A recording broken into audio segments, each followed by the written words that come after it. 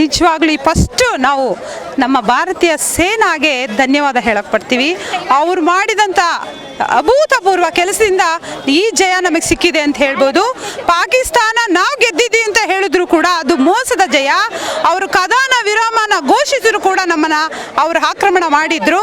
ಆದರೆ ಅದು ಜಯ ಅಲ್ಲ, ನಮ್ಮ ಜಯ. ನಮ್ಮ ನೆಲದಲ್ಲಿ ಪಹಲ್ಗಾಮಕ್ಕೆ ಬಂದು 25 ಜನ ಅಮಾಯಕರನ್ನ ಕೊಂದ ನಂತರ ನಮ್ಮ ಮೋದಿಜಿಯವರು ಎಷ್ಟು ತಾಯಂದರು ಕುಂಕುಮ ಕಳ್ಕೊಂಡಾಗ ಆ ಕುಂಕುಮ ಕಳ್ಕೊಂಡಂತಹ ತಾಯಂದರಿಗೆ ನ್ಯಾಯ ತೊರಗಿಸಿಕೊಡೋ ಉದ್ದೇಶದಿಂದ ಈ ಸಿಂಧೂರ ಆಪರೇಷನ್ ಅನ್ನು ಅಭೂತಪೂರ್ವವಾದ ನೇಮಿನಲ್ಲಿ ಈ ಆಕ್ರಮಣನ ಪಾಕಿಸ್ತಾನದ ವಿರುದ್ಧ ಮಾಡಿದ್ರು. ನಿಜವಾಗ್ಲೂ ಅದು ಮೆಚ್ಚುವಂತ ವಿಷಯ.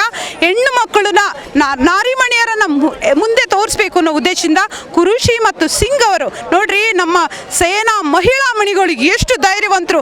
ಅವರ ನೇತೃತ್ವದಲ್ಲಿ ಈ ದಾಳಿ ನಡೆದಿದೆ ಅಂದ್ರೆ ಇಡೀ ಪಾಕಿಸ್ತಾನ ಹೆಣ್ಮಕ್ಳು ಯಾವುದರಲ್ಲೂ ಕಡಿಮೆ ಇಲ್ಲ.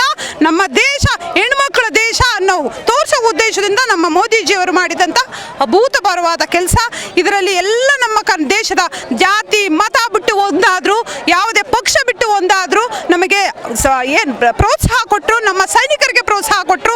ನಿಜವಾಗ್ಲೂ ಎಷ್ಟೇ ಗುದ್ದಾಡಿದ್ರು ನಮ್ಮ ಜನ ದೇಶ ಅಂತ ಬಂದಾಗ ಒಂದಾಗ್ತಾರಲ್ಲ, ಅದಕ್ಕಿಂತ ಇದು ಯಾವುದೂ ಇಲ್ಲ. ತುಂಬ ಖುಷಿ ಆಗುತ್ತೆ ಇಂಥ ಅಭೂತಪೂರ್ವ ಸ್ಥಳದಲ್ಲಿ ನಾವು ಈ ಗ್ರೌಂಡಲ್ಲಿ ಸೇರಿರೋದು. ಇಷ್ಟು ಜನಗಳ ಮಧ್ಯೆ ನಾವು ಕೂಡ ಒಂದು ಹೆಣ್ಮಗಳಾಗಿ ಮಾತಾಡ್ತಿರೋದು ತುಂಬ ಖುಷಿ ಆಗುತ್ತೆ.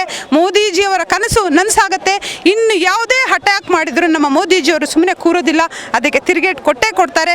ಪಾಕಿಸ್ತಾನದವರು ಏನೇ ಹೇಳಿದ್ರು ಕೂಡ ನಮ್ಮ ದೇಶ ಗೆದ್ದಿದೆ, ಯಾವಾಗಲೂ ಗೆಲ್ಲುತ್ತೆ. ಅದು ನಮ್ಮ ಸೈನಿಕರ ಪ್ರತಾಪದ ಕುರುಹು ಅಂತ ಹೇಳಕ್ ಇಷ್ಟಪಡ್ತೀನಿ. ಬೋಲೋ ಭಾರತ್ ಮಾತಾ ಕಿ, ಬೋಲೋ ಭಾರತ್ ಮಾತಾ ಕಿ, ಭಾರತೀಯ ಸೇನಾ की, नरेंद्र मोदी जी की, भारतीय जनता पार्टी की धन्यवाद।